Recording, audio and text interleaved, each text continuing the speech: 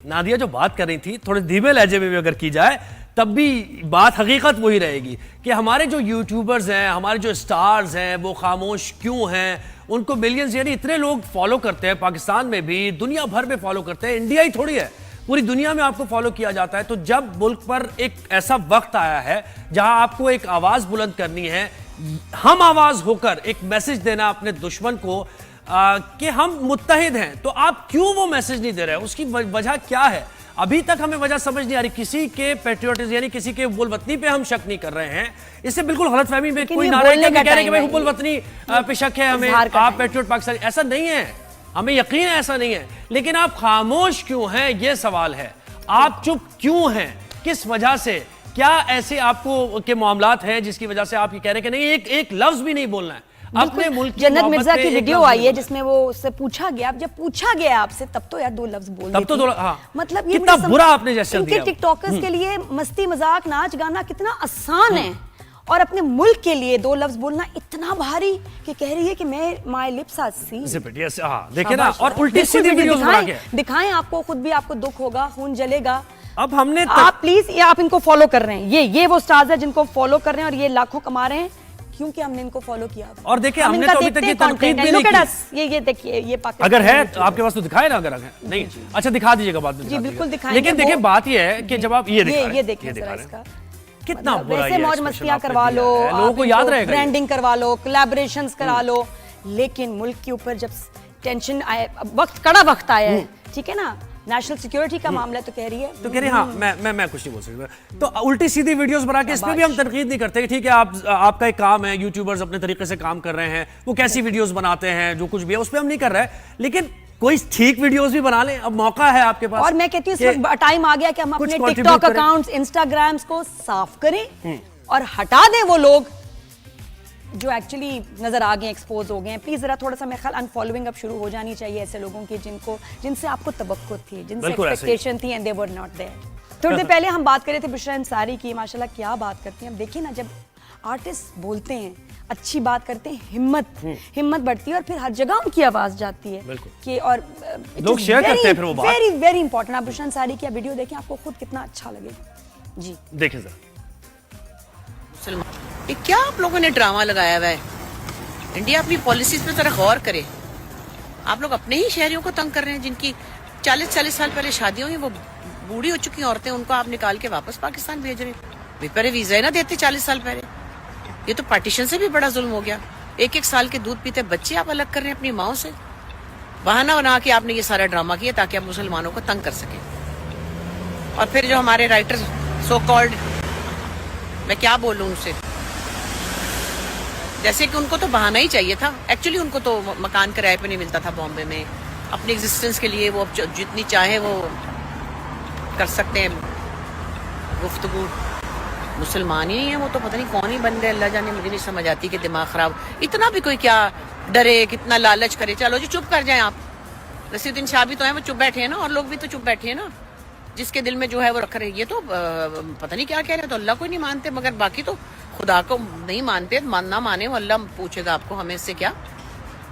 यहाँ से आप लुडियाँ डालते हुए जा रहे होते हैं और जाके आप वहाँ पे पता नहीं क्या क्या बोल रहे हैं। आप कोई हया करें, मरने में आपके 2 घंटे रह गए हैं, पर से आप इतनी फजूल बातें कर रहे हैं। पाकिस्तान को यूं करना चाहिए, वो करना चाहिए। कौन है ये लोग? वो अर्नब गोस्वामी जो है वो तो बात ही नहीं करता, वो तो सिर्फ लड़ता है। उसका तो दिमाग खराब है, तो ज़हनी मरीज है कोई।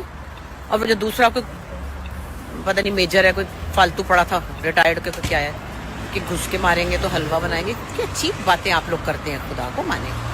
अजीब घटियापन है। बहुत अफसोस है मुझे। अभी भी मैं बता रही हूँ, अभी भी कह रही हूँ, यहाँ मुझे इंडियन लड़की मिली, इतनी प्यार से मिली। लोग नहीं है बुरे, ये आप लोग भड़का रहे हैं सब एक दूसरे को और कर रहे हैं खराब। और वो जो मैं क्लिप्स देखती हूँ जिसमें मुसलमानों को मार मार के कह रहे हैं ये कह दो वो कह दो, तो ये भी कुछ 5000 ही होंगे पूरे। आप लोगों ने इनको भड़काया है। नॉर्मल जनता नहीं कर रही है। जहाँ मिलते हैं इंडियन बड़े अच्छी तरह मिलते हैं, हम भी उनसे प्यार से मिलते हैं। इंसान के बच्चे हैं वो, आपकी तरह नहीं है। अल्लाह ही रहम करे बस। अच्छा, मुशा आपा जिसकी बात करी ना, ये कैसा मुसलमान है जो यहाँ आके रुड़ियाँ डालता है फिर वहाँ जाके बकवास करते हैं, ये है जावेद अख्तर की बात करी है, जिनको वाकई खुद इंडिया में किराए पे कोई नहीं देता क्योंकि मुसलमान है, इनको खुद काम नहीं मिलता और अजीब डिप्रेसिव वीडियोस बना रहे होते हैं, तो आके उन्होंने ये काम किया कि शायद उनकी कोई कहते हैं ना गुड्डी चढ़ जाए, वो वाली बात। तो ऐसा कुछ हुआ नहीं, कोई ऐसा सीन है नहीं। और उनका अपना तरीका है ना, मुश्ताक अंसारी का एक अलग ही तरीका है बात करने का। अच्छा बोलती, 2 घंटे रह गए मरने में, कितना अच्छा बोली। अच्छा, अर्नाब गोस्वामी के बारे में उन्होंने बात की तो मुझे याद आया, मैं किसी मेरे ख्याल इंडियन की ही वीडियो देख रही थी कि उसके ऊपर 2 थेरीज है कि वो ऐसे क्यों बोलता है, ऐसा पागल क्यों। एक ये कि उसके सर पे ईंट गिरी थी, हाँ उसके ऊपर ईंट गिरी थी तो उसका दिमाग जो है उलट गया। दूसरा कहते हैं उसको किसी पागल कुत्ते ने काटा था, तो उसके बाद से ये भी पागल हो गया। दोनों थेरीज मेक सेंस, और हो सकता है कि मैं तो कहती हूँ दोनों ही हुई हूँ, दोनों ही सच हैं। और ये जो जिसकी बात करें ना वो है जनरल बख्शी। हाँ, अर्नाब के ऊपर जनरल बख्शी भी है, वो भी अर्नाब के ऊपर मेरे ख्याल पहले ईंट लगी फिर कुत्ते ने काटा उसको पागल, या पहले पागल कुत्ते ने काटा फिर ईंट गिरी। पहले वो पागल हुआ, फिर उसने क्वालिफाई किया कि अब वो तैयार है इंडियन मीडिया में जर्नलिज्म में आने के लिए। कहते हैं उनके अपने घर वाले उससे बात करना नहीं पसंद करते, अपने घर वाले अर्नाब से बात करना नहीं पसंद करते कि हटो। मुझे ये लगता है कि इंडियन मीडिया में इंडियन मीडिया में अगर आप किसी को एंकर के ज़ाहिर इंटरव्यूज होते हैं ना, तो पहले देखा जाता है ब्लड प्रेशर का मरीज है, अगर है तो ठीक है, और लॉजिक सही बात ना करते, और सही बात ना करे, बिल्कुल एनालाइज ना करे चीजों को, बस जो हम कहें वो बोल दे। तो अच्छा, ऊंचा बोल रहा होता है लेकिन क्या बोल रहा होता है उसमें कोई सेंस नहीं होती, बस आवाज इतनी ऊंची कर देना। ये हाँ, ड्रामाइस ने बॉलीवुड में बड़ा ट्राई किया, हर दफा रिजेक्ट हुआ कि यू आर वेरी अगली, क्या करें।